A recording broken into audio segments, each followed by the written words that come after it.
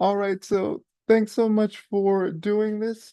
My first question that I have for you is, just tell the audience a little bit about yourself and how you started in the work that you do today. Okay, thanks for asking and thanks for having me on. So my name is Dr. Pamela Buchanan. I've been a physician for the last 20 years in emergency medicine and in private practice. And I started this because I loved my pediatrician. I thought she was awesome. She was a Black female in an urban community making a real big difference. And I said that when I grew up, I wanted to be that way. She also poured into me. See, I'm a neurodivergent individual, about autism and ADHD. And back when I was coming up in the 80s and 90s, people just said, you know, they would make comments that were so derogatory, like, are you slow or what's wrong with you? And so I felt like something was very wrong. And I, didn't feel good about myself for a long time.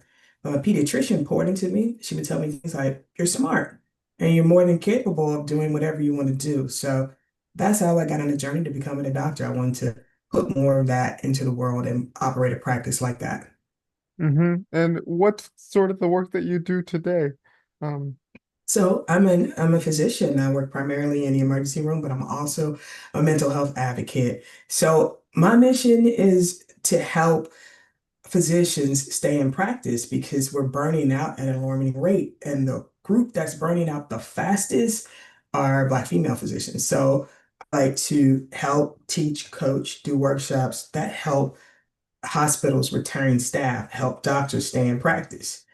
And I also am so very passionate about suicide prevention and the mental health of physicians because I bet that most people don't know that one doctor per day dies by suicide.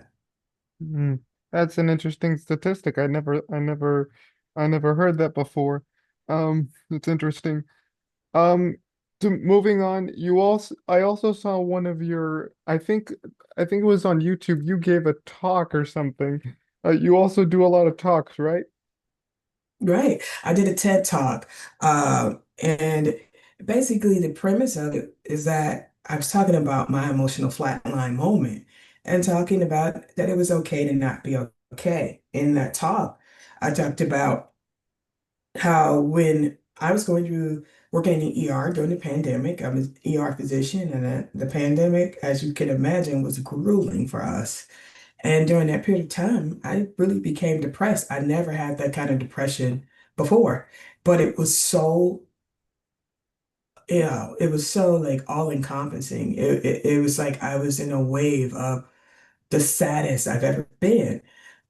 And finding help to get better was so difficult. And I realized and began to develop a lot more empathy and compassion for people who are outside of healthcare who have this kind of super duper depression.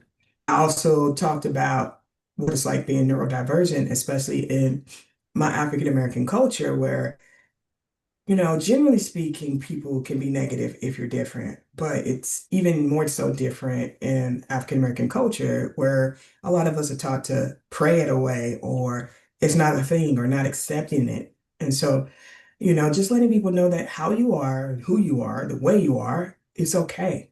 And if you have depression, if you have any mental health issue, getting help is okay. Also, I was just so disenchanted with the system because it's so difficult to get better when you're not okay.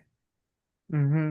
And like, I don't, did you talk with people at your TED Talk after you gave your TED Talk? Like, did they sort of say, "Hey, I really relate to this," or "I can resonate in this way"?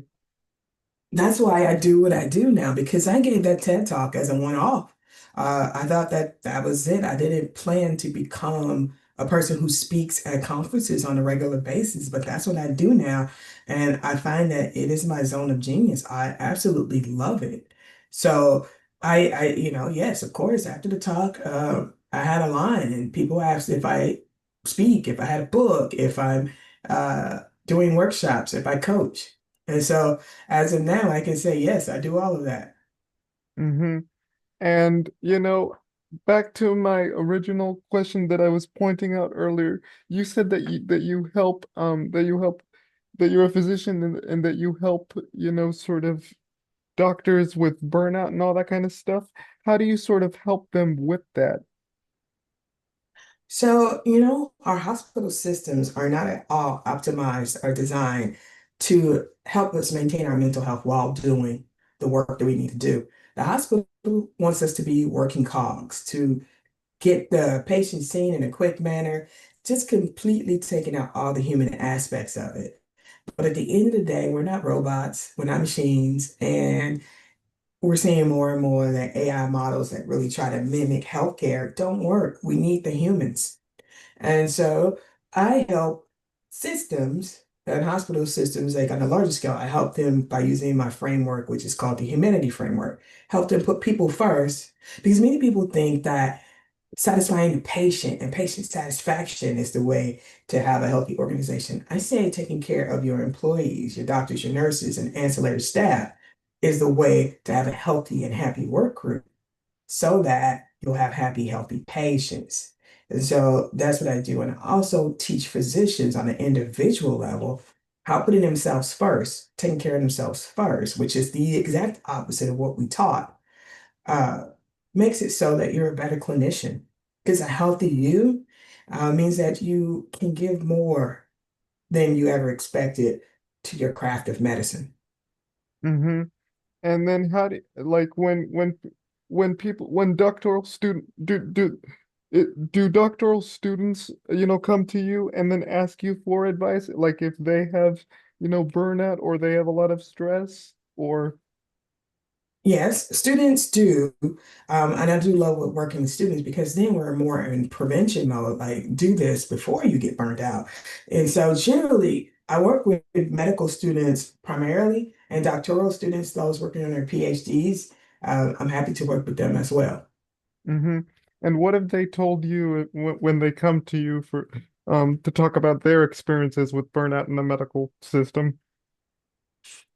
Specifically, we have data, we have research. We find that, those who are burned out and suicidal are more likely to be female.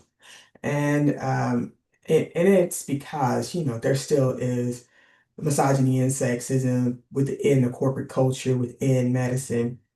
Even though we're making gains and female physicians make up, last I read, somewhere around 51% of the graduating medical classes, and I know that's just climbing, but the burnout is happening quicker and quicker in doctors.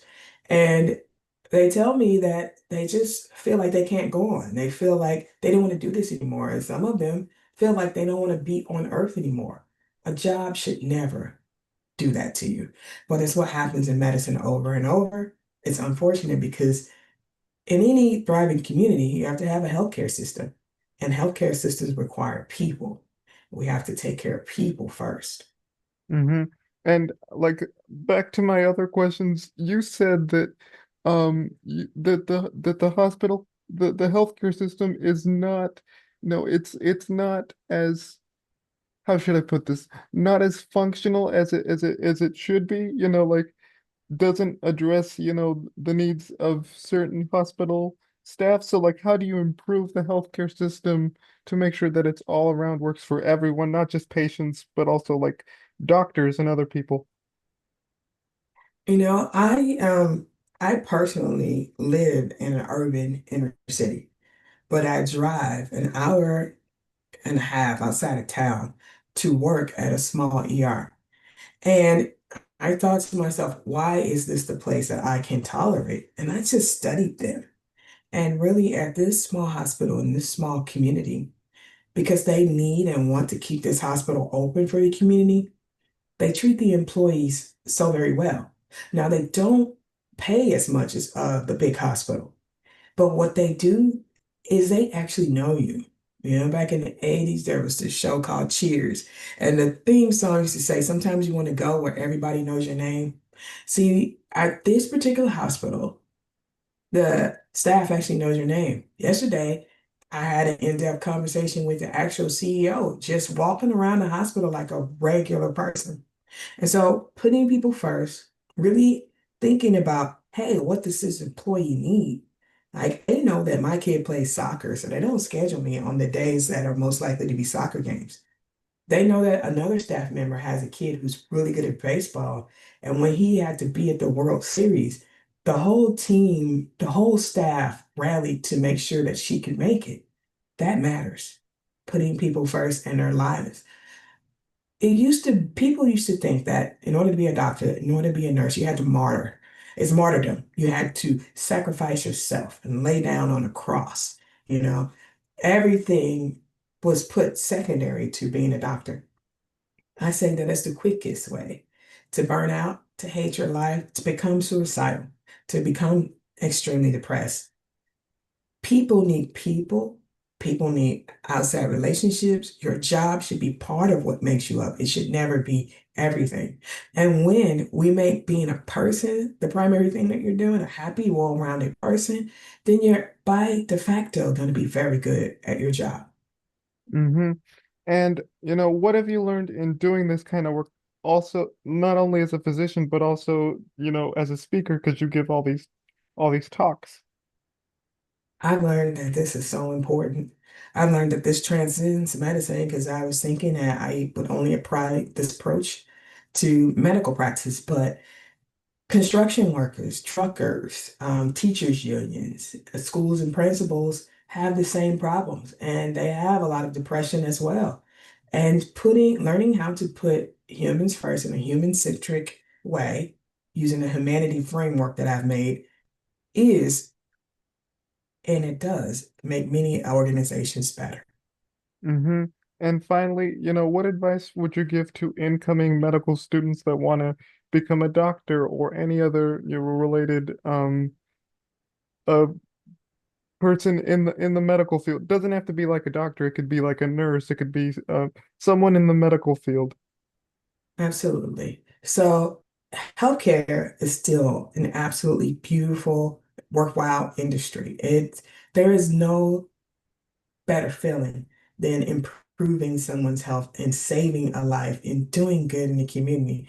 I speak from experience. And if you're going in, don't lose yourself.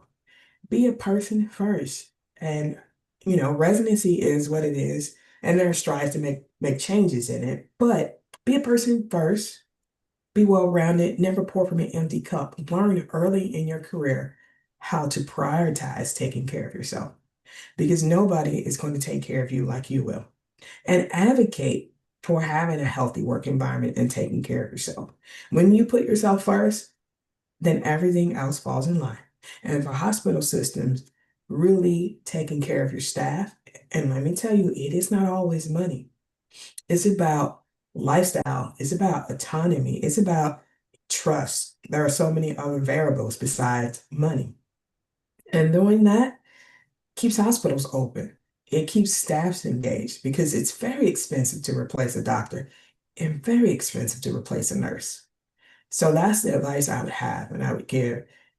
Also, seek out some mentorship because you don't know what you don't know. Learn from somebody who's been there. Mm-hmm. All righty.